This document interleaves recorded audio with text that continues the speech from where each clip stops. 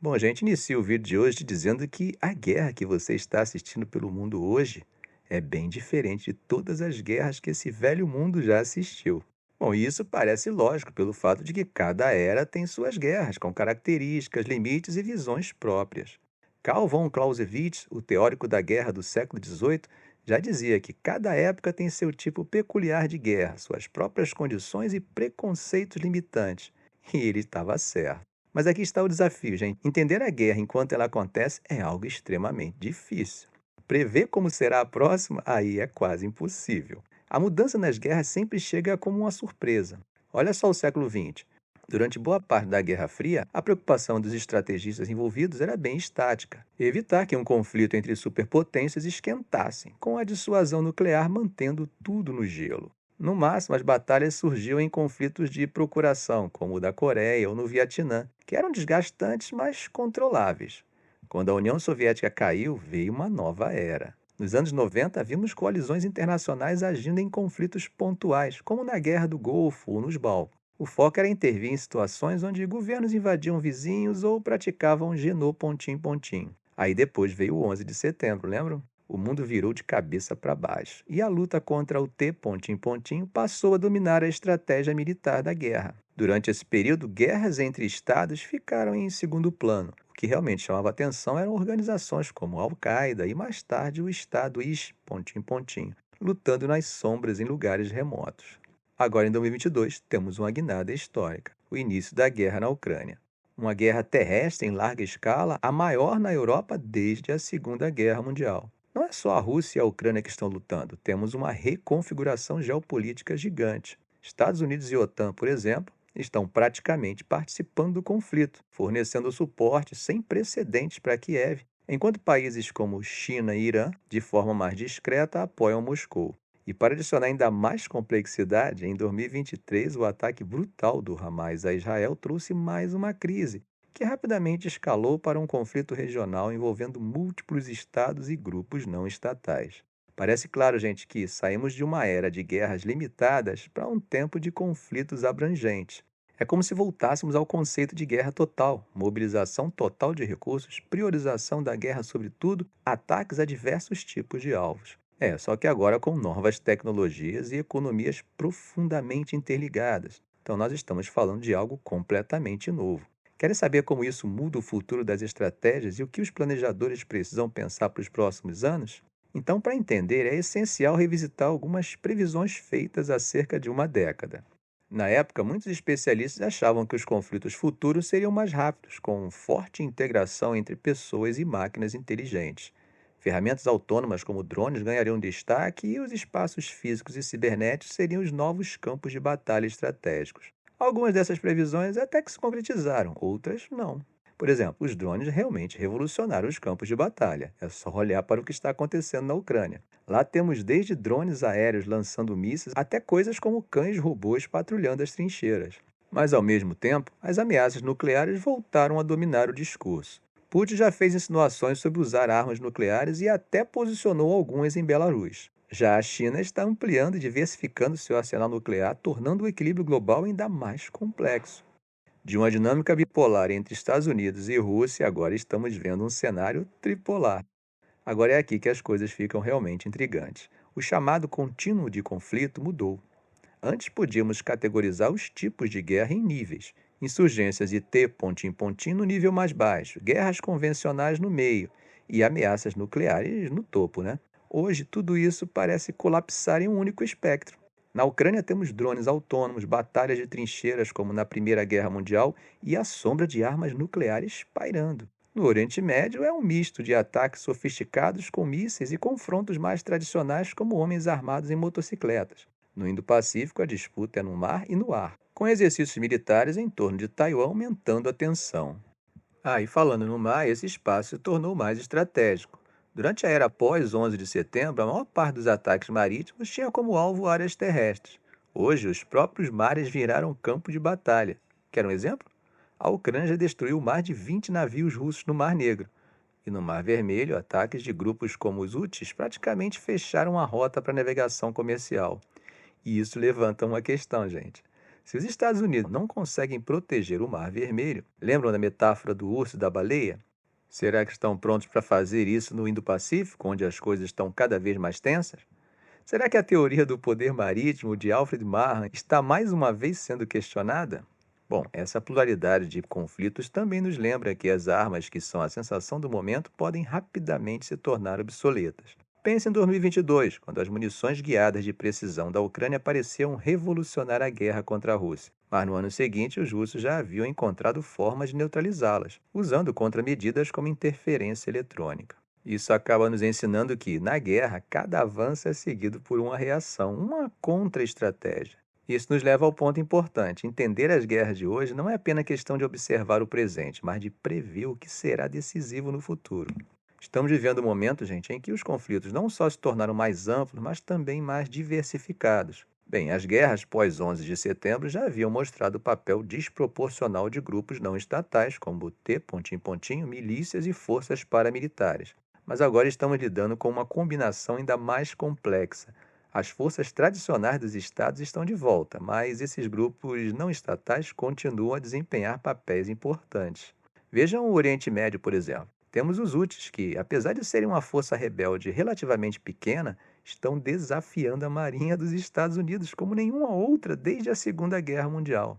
E não para por aí. Com a ajuda do Irã, eles estão fabricando seus próprios drones e atacando no ar e no mar. Na Ucrânia, o cenário é igualmente complexo. Lá, as forças regulares de Kiev estão lutando lado a lado com voluntários internacionais, algo que não víamos em escala tão grande desde a Guerra Civil Espanhola.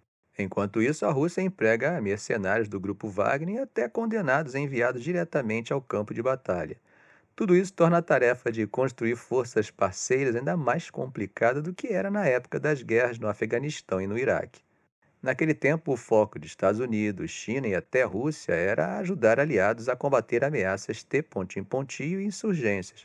Agora a situação é bem diferente. A ajuda à Ucrânia, por exemplo, exige que os Estados Unidos e seus aliados não apenas forneçam armas, mas também ensinem os ucranianos a usar equipamentos de ponta em uma guerra contra outro Estado. A mesma coisa vemos do lado oposto. E olha só que interessante. Os Estados Unidos precisaram formar uma coalizão internacional inédita com mais de 50 países para coordenar o fornecimento de material bélico à Ucrânia. Esse é o esforço mais complexo e rápido já feito para construir a capacidade militar de um único país. Por vezes, gente, equipamentos chegam à Ucrânia em questão de dias.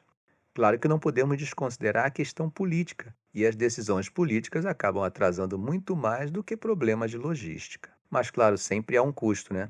Transferir equipamentos valiosos para aliados pode impactar a prontidão e a credibilidade militar do país que transfere. Além disso, essa assistência não é só técnica, ela é também política. Muitas vezes é necessário decidir cuidadosamente como e quando o equipamento será usado, especialmente para evitar cruzar as chamadas linhas vermelhas de adversários, né? E como temos visto ultimamente, até mesmo essas linhas vermelhas já não são tão vermelhas assim como pensávamos.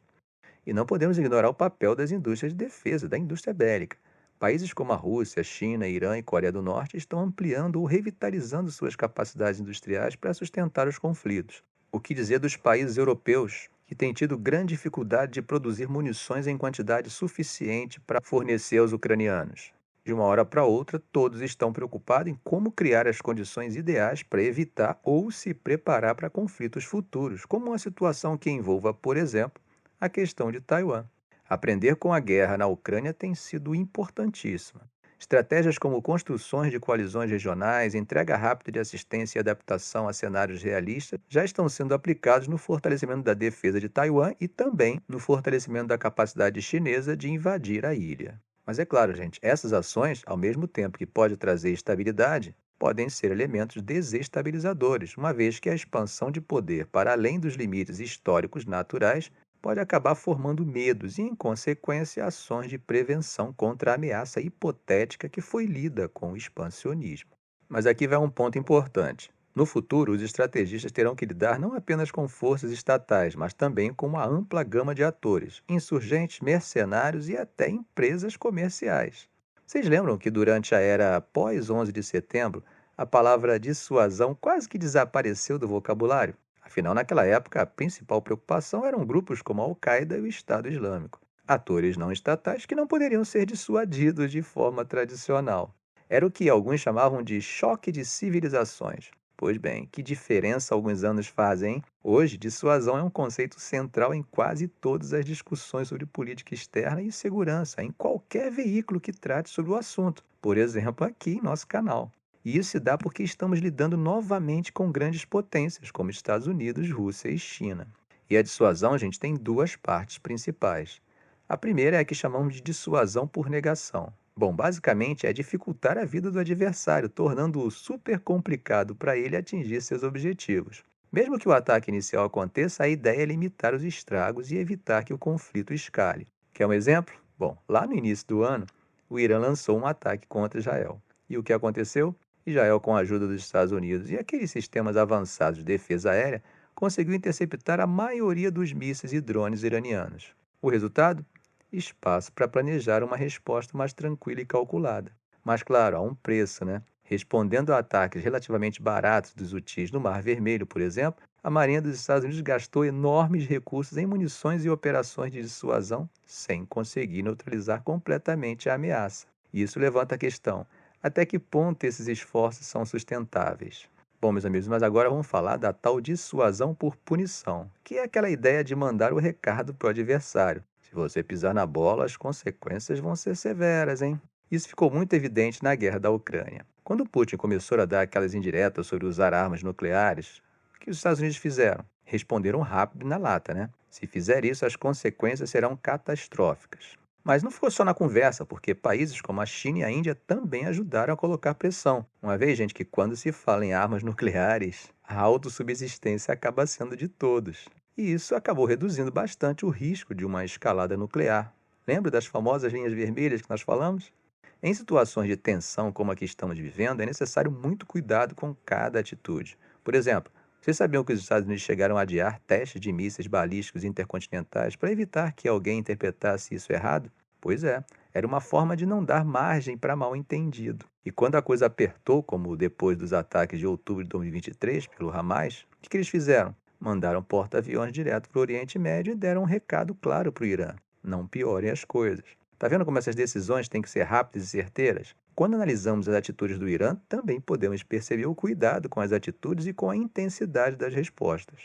Gente, nem tudo é tão direto quando falamos em dissuasão. Vocês já pensaram que confiar demais nessas demonstrações de força pode sair pela culatra?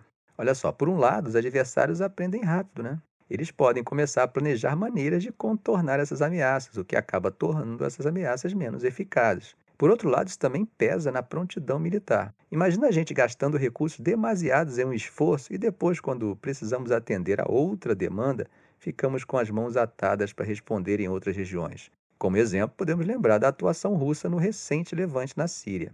Aliás, o Indo-Pacífico é onde entra uma nova abordagem chamada dissuasão por resiliência. Analisando, por exemplo, a atuação dos Estados Unidos e de seus aliados, a ideia não é apenas impedir um ataque inicial, mas garantir que, mesmo em caso de ataque, as forças dos Estados Unidos possam continuar lutando.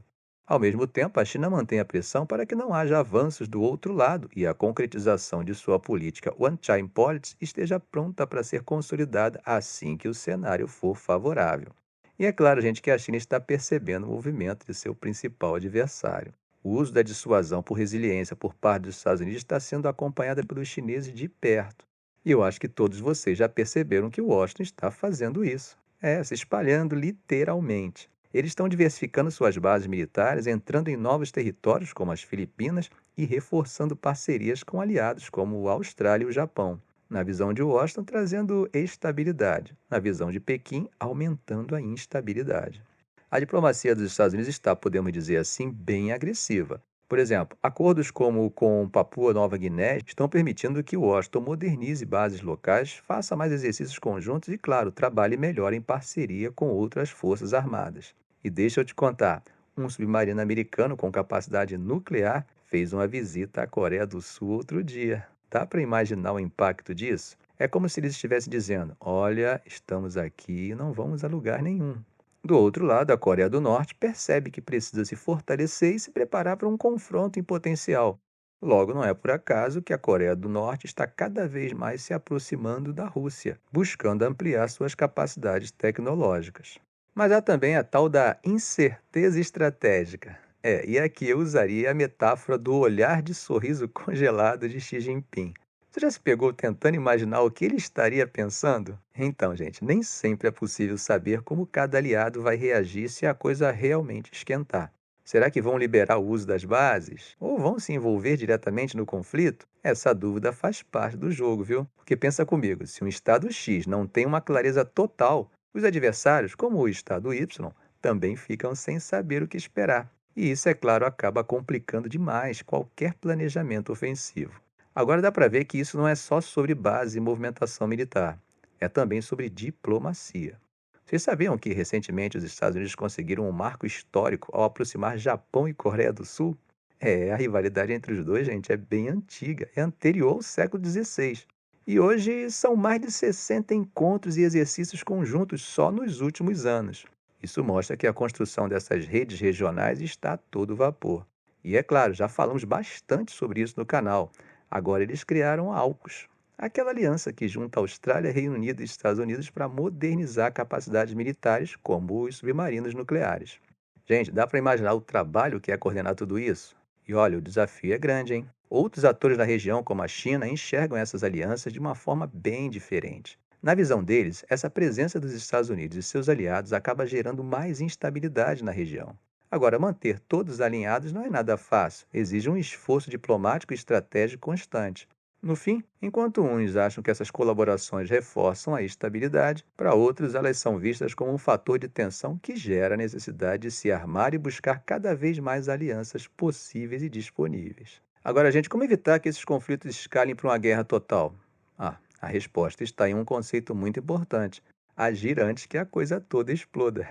Isso significa fortalecer a aliança, investir em tecnologia, mas, acima de tudo, ter uma visão bem ampla. Os conflitos de hoje, como na Ucrânia e no Oriente Médio, mostram o quão complexos são os cenários modernos. Eles não se limitam mais a batalhas militares, são fenômenos que envolvem sociedades inteiras, economia e até o clima político global. Por isso, as estratégias precisam ir além de simplesmente adquirir as armas mais avançadas. Elas devem incluir sistemas novos e antigos, trabalhando juntos, porque cada peça tem sua função.